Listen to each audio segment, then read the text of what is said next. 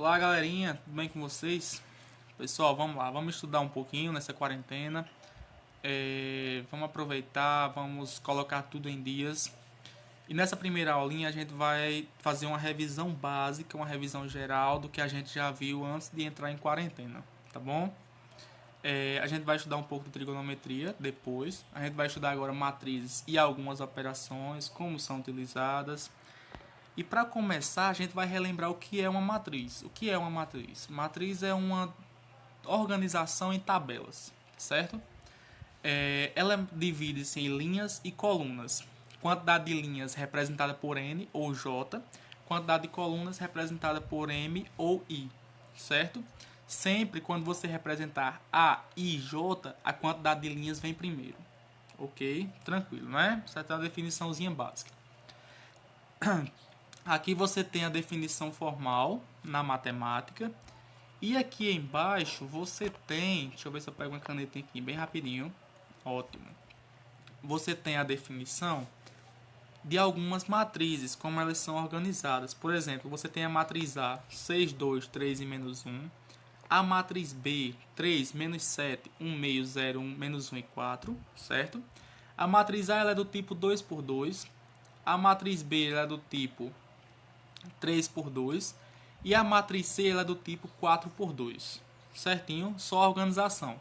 4 linhas e 2 colunas. Tranquilo? Ótimo. Que é só para vocês lembrarem como funciona. A classificação de matrizes, as matrizes elas podem se organizar de forma especial. Algumas matrizes que têm característica única, tá certo? Então você tem a matriz linha, que ela é formada por uma linha e várias colunas. Aqui a gente tem o exemplo da matriz B, que ela é formada por uma linha e 3 colunas. A matriz coluna, que ela é formada apenas por uma coluna, ou seja, é o processo inverso ou o processo oposto à matriz linha. Matriz coluna ela tem apenas uma coluna e 4 linhas, aqui é exemplo, mas ela pode ter N linhas, certo? Você tem também a matriz nula. A gente tem a matriz nula. Matriz nula vem lá da matemática básica. Nulo, zero. Então a matriz nula possui apenas elementos iguais a zero, certo? Por exemplo, você tem aí a matriz F 2 por 2, que é 0, 0, 0, 0. Ok? Matriz quadrada. Matriz quadrada ela tem a mesma quantidade de linhas e de colunas. No exemplo, você tem a matriz A 2 por 2. Tem os elementos 4, 3, 1 e raiz de 2, certo? A matriz quadrada ela pode ser do tipo 1 por 1, 2 por 2, 3 por 3, 4 por 4, 5 por 5 e assim por diante, como vocês já bem sabem. Ok?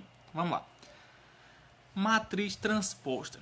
A matriz transposta ela possui a mesma quantidade de linhas e de colunas, certo? Mesma quantidade de linhas e de colunas, mas obedece à regrinha. A que é linha na matriz original, na matriz transposta ela vira coluna. Por exemplo, a primeira linha na matriz A você tem 1 e 3. Na matriz transposta, 1 e 5, certo? Esse 1 e 5 que está na matriz transposta é referente à primeira coluna da matriz A. Deixa eu circular aqui para vocês verem de forma mais simples. Primeira coluna, bem rapidinho. Primeira coluna, 1 e 5. Primeira linha, 1 e 5. Segunda coluna, 3 e 9. Segunda linha, 3 e 9. Então, o que era primeira linha vira primeira coluna, o que era segunda linha vira segunda coluna. Tranquilinho? Ótimo. Vamos lá. Matriz oposta. O que é matriz oposta? Oposto, lá no sistema de adição da matemática, o oposto é tudo aquilo que tem sinal diferente, ou sinal oposto. Então, a matriz oposta nada mais é do que todos os sinais opostos em cada elemento da matriz dada, certo? Matriz identidade. Matriz identidade é uma matriz quadrada, ok? Matriz quadrada. Porém, todos os elementos da diagonal principal têm valor igual a 1. E todos os elementos restantes têm valor igual a 0. Deixa eu ver se eu consigo selecionar aqui. Tá mal selecionado, mas dá para vocês entenderem, tá? 1 e 1, elemento da diagonal principal. Diagonal principal que ela sempre tem nesse sentidozinho aqui, ó. Ok? Elemento da diagonal principal 1 e 1, restante todos 0. A matriz de identidade ela pode ser de ordem 2, 3, 4, 5, 6, etc. Tranquilo? Vamos lá. Igualdade de matrizes. Igualdade de matrizes a gente já viu nas últimas aulas que ela só ocorre se cada elemento de mesma entrada tiver mesmo valor real. Por exemplo, você tem aí na questão, no exemplo, a matriz A, A1, 2B, e a matriz B representada pelos elementos 3D, C e menos 5. Não é assim? Então vamos lá. Para que essas matrizes sejam iguais, o elemento A tem que valer 3. Deixa eu colocar aqui bem rapidinho. O elemento A tem que valer 3. O elemento C tem que valer 2. O elemento B tem que valer menos 5. E o elemento D tem que valer 1. Ok. Deixa eu só colocar aqui mais próximo para vocês entenderem. Conseguem acompanhar isso? Ótimo. Matrizes iguais possuem mesmo elementos de mesma entrada de forma igual. Ok. Deixa eu só apagar aqui bem rapidinho para a gente prosseguir. Adição de matrizes. Adição ou subtração. Na adição ou subtração de matrizes, você soma elementos de mesma posição. Certo?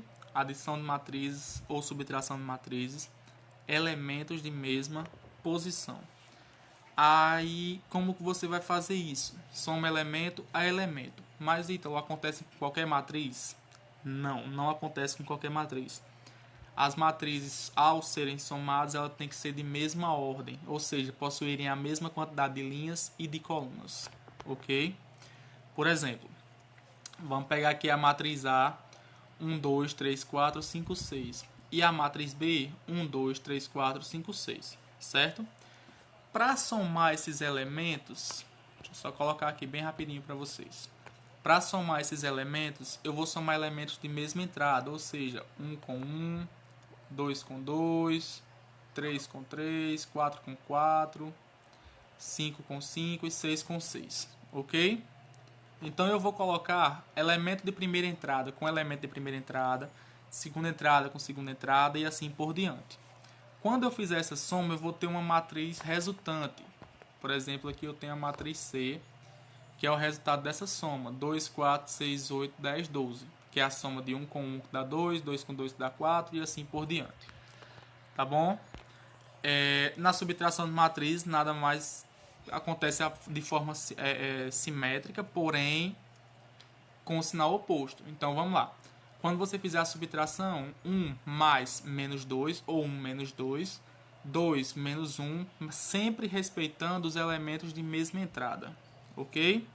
Aí você vai fazendo as operações básicas lá da adição e subtração. Multiplicação. Multiplicação, existe a multiplicação do número real por uma matriz, que você multiplica o número real por cada elemento da matriz. Por exemplo, se eu tenho aqui um número real P igual a 3 e uma matriz C dada por 3, 1, 2 e menos 5. Ok? Eu vou multiplicar esse 3 por cada elemento dentro da matriz. Ou seja, 3 vezes 3, 3 vezes 1, 3 vezes 2, 3 vezes menos 5. E faço a operação normal. A operaçãozinha que vocês fazem lá na matemática básica. 3 por 3, 9, 3 por 1, 3, 3 por 2, 6, 3 por menos 5, menos 15. Ok? E a matriz resultante P vezes C é essa matrizinha dada aqui, 9, 3, 6 e menos 15. Ok? Vamos lá. Aqui tem mais um exemplo. Como é que vocês podem resolver? Deem pausa, tentem resolver ele antes de seguir a correção, que dá tudo certo, tá bom? Então vamos lá. Você tem a matriz A, a matriz B e a matriz C. Pede para efetuar as operações 3A mais 2B menos 5C.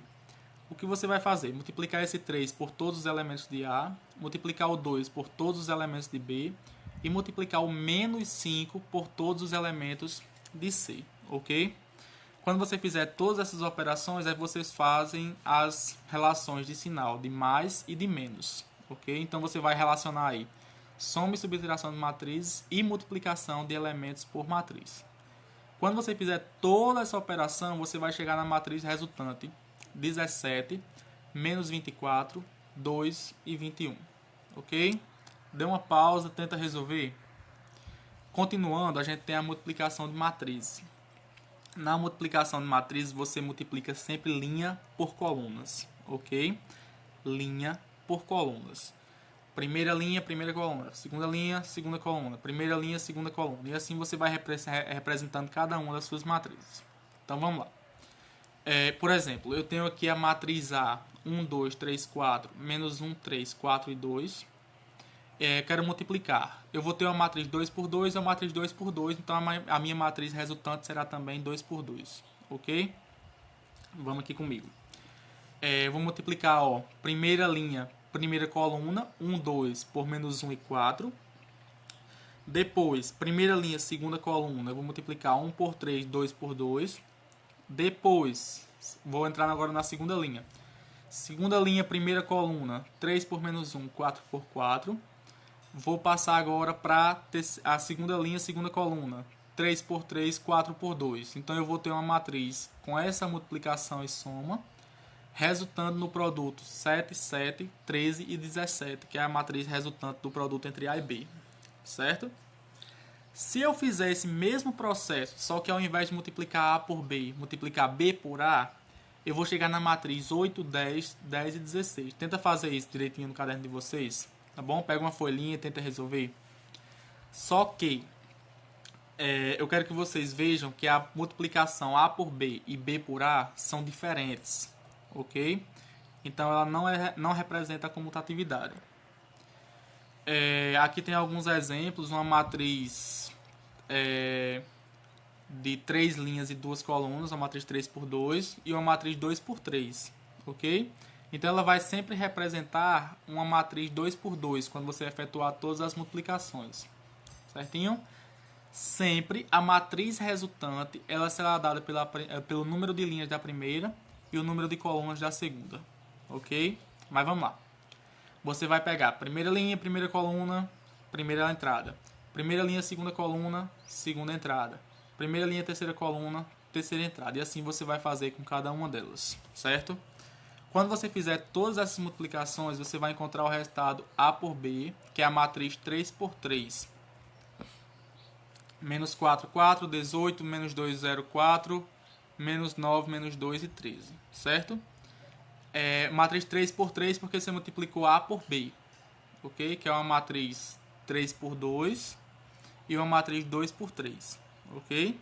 Quando você multiplicar B por A, você vai resultar numa matriz 2 por 2, que é uma matriz, primeira, a matriz 2 por 3 e segunda, a matriz 3 por 2, ok? Só para mostrar que também dá diferente o resultado além da ordem das matrizes. Aqui há algumas propriedades que elas seguem. A matriz é associativa. Então, se eu fizer a multiplicação A por B, depois o resultado multiplicar por C, é a mesma coisa que eu multiplicar A pela multiplicação de B por C, certo? A distributiva, o elemento neutro que entra a matriz identidade. E a comutativa, que ela não vale sempre, quase nunca vale, certo? A comutatividade não é válida. Pessoal, a gente tem também, além do estudo das matrizes que a gente já viu agora, matrizes especiais, a matriz inversa. A matriz inversa é uma matriz quadrada, certo? Que multiplicada pela matriz original resulta na matriz identidade. A matriz identidade é de ordem dada pela matriz original, certinho? Então vamos aqui comigo, ó. Por exemplo, eu quero a matriz 2, 1, 5 e 3 e eu já dou uma matriz identidade. 3, menos 1, menos 5 e 2. Ok? Quando eu já dou essa matriz de identidade, eu digo que o produto entre essas duas matrizes resulta na matriz original, ok? Ou na matriz de identidade, que é 1, 0, 0, 1. Então vamos aqui comigo. Quando eu faço a multiplicação 2, 1, 5, 3 por 3 menos 1, menos 5 e 2, eu tenho que resultar como originalidade na matriz de identidade 1, 0, 0, 1, que é a matriz 2 por 2. Ok? Aí vamos aqui, preste atenção. Vejam que se eu multiplicar a matriz inversa pela matriz original, ela sempre resultará na matriz de identidade. Ou seja, o produto entre elas são iguais. Ok? Isso vai acontecer a comutatividade. Por isso que ele diz que a comutatividade nem sempre é válida. Nesse caso, ela vai ser válida. Ok? Vamos relembrar um pouquinho do que vocês gostam. Trigonometria. Quase ninguém gosta, né assim? Trigonometria é o estudo de triângulos, estudo na geometria. É o estudo mais pitagórico, o estudo mais relacionado ao ciclo, ok? Vamos relembrar um pouquinho, bem rapidinho. Ciclo trigonométrico, ele é dividido em 4 quadrantes, que ela vai de 0 a 90, primeiro quadrante, segundo quadrante de 90 a 180, terceiro quadrante de 180 a 270, quarto quadrante de 270 a 360, ok? Aí vamos lá. Você tem aqui nos quadrantes os ângulos notáveis, que a gente já viu nas aulas passadas. Deixa eu pegar aqui bem rapidinho. Ângulos notáveis, os ângulos de 30, 45 e 60 graus. E vimos também seus correspondentes, certo? Vejam que tem uma ligaçãozinha aqui, ó. 30, 150. 45, 135, 60, 120, ok? No terceiro quadrante, esses mesmos ângulos fazem ligação.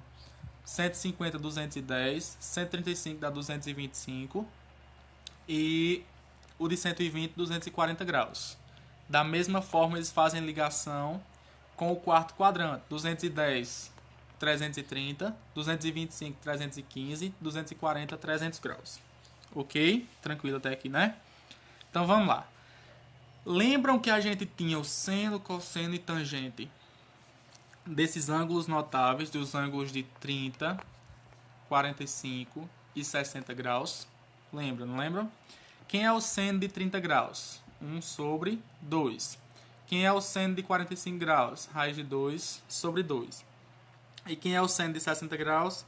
Raiz de 3 sobre 2. Aí agora você faz o processo inverso para o cosseno, certo? Cosseno de 60, 1 sobre 2. Cosseno de 45, raiz de 2 sobre 2. E cosseno de 30 graus, raiz de 3 sobre 2. Ok? A habilidade com lápis aqui vai falhar um pouco, mas vai dar certo no final. Raiz de 3 sobre 2. Ok? Então você tem no ciclo trigonométrico a forma seno por cosseno. Ou seja, o seno representa o eixo dos y. O cosseno representa o eixo dos x. Tranquilo? Aí vamos lá. Joguinho de sinal, bem rapidinho. Para o seno, como ele representa o y, deixa eu colocar aqui bem rapidinho.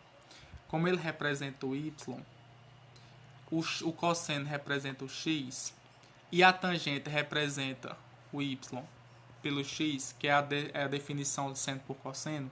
Aí você tem no y, você tem o y vertical, então sempre vai ser positivo no sentido vertical, negativo abaixo do eixo horizontal, certo? Para o cosseno, você tem resultado positivo sempre do eixo y para a direita, resultado negativo sempre do eixo y para a esquerda, ok? Aí vamos aqui comigo. Na tangente, como você tem y por x, você faz a divisão. Primeiro quadrante é esse aqui, ó. Mais por mais, mais. Segundo quadrante, mais por menos, menos. Terceiro quadrante, menos por menos, mais. Quarto quadrante, menos por mais, menos. Tranquilo? Ótimo. Vamos lá. Deixa eu só ajustar aqui bem rapidinho. Sim, aí vamos lá. Lembra daqueles ângulos correspondentes que a gente viu agora há pouco? Por exemplo, você tem aqui o ângulo de... Vou botar aqui 60 graus. X igual a 60 graus, certo? Aí você tem que π radiano, tem valor 180 graus, certinho, não é? 180 graus. Então você tem para o segundo quadrante, que é esse, ó, segundo quadrante. No segundo quadrante, 180 menos x, que no caso seria 180 menos 60 graus. Ok? Deixa eu ver se eu ajusto aqui direitinho. Segundo quadrante, 180 menos 60 graus. No terceiro quadrante, você tem x mais π, ou seja, 180 mais 60, ok? No quarto quadrante, você tem 2π, 2π vale 360. Então, 360 menos 60, que é o que você tinha lá no valor de x dado. Consegue entender isso? Então, você tem no primeiro quadrante 60 graus, no segundo quadrante 180 menos 60, que dá 120 graus. Deixa eu colocar aqui 120 graus. No quarto quadrante 180 mais 60, que dá 240 graus. 240 graus.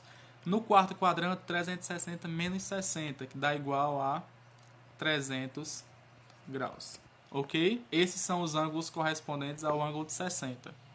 Então vamos lá. Novamente, você vai olhar aqui, dar uma olhadinha rápida. Se o ângulo com o qual estamos trabalhando for y e ele estiver no segundo quadrante, seu correspondente no primeiro quadrante será o ângulo x, tal que π menos x é igual a y. Vamos traduzir isso? Vamos lá. 180 menos x é o ângulo que vai dar no primeiro quadrante, certinho? É o correspondente no primeiro quadrante. Isso se o ângulo trabalhado for y e ele estiver no segundo. Por exemplo, se eu tiver aqui no ângulo 120 graus. Se eu tiver aqui um ângulo de 100... Deixa eu ajeitar aqui bem rapidinho. Se eu tiver aqui o ângulo de 120 graus, certo?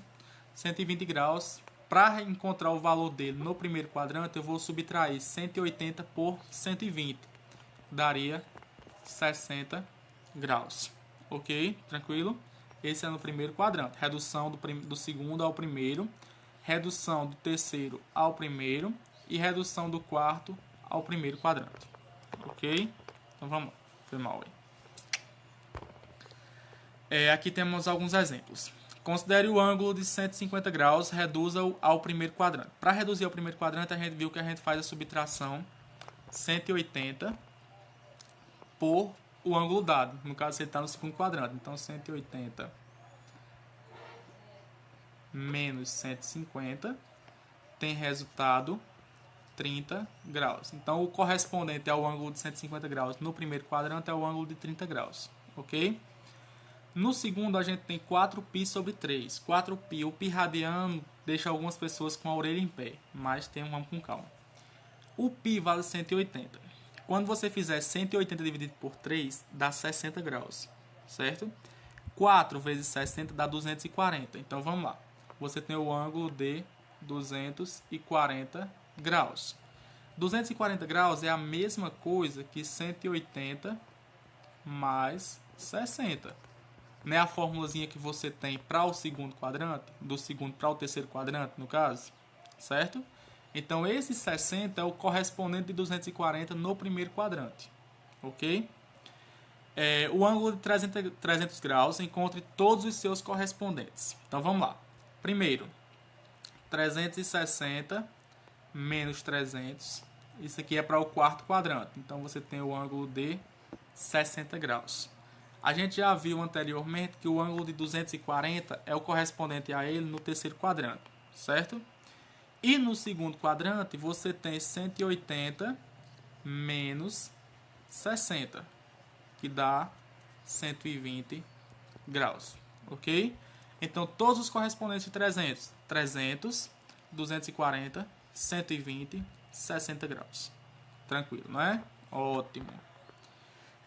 Pessoal, para terminar nossa aula, eu vou deixar essa reflexãozinha. Espero que vocês tenham gostado, deem para relembrar um pouco do que a gente viu em aula, certo? Sem sonhos, a vida não tem brilho. Sem metas, os sonhos não têm alicerces. Sem prioridades, os sonhos não se tornam reais. Sonhe, trace metas, estabeleça prioridades e corra riscos para executar seus sonhos.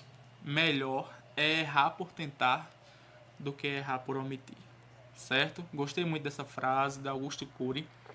Espero que vocês fiquem com ela, dediquem o máximo de tempo às suas famílias, cuidem de suas saúdes, cuidem da saúde da família de vocês, da mentalidade de vocês. Continuem estudando o máximo que conseguirem. Revisem. Se tiverem alguma dúvida, me procurem que a gente vai relacionando essa dúvida e tentando tirar, certo? Um abraço a todos. Fiquem com Deus.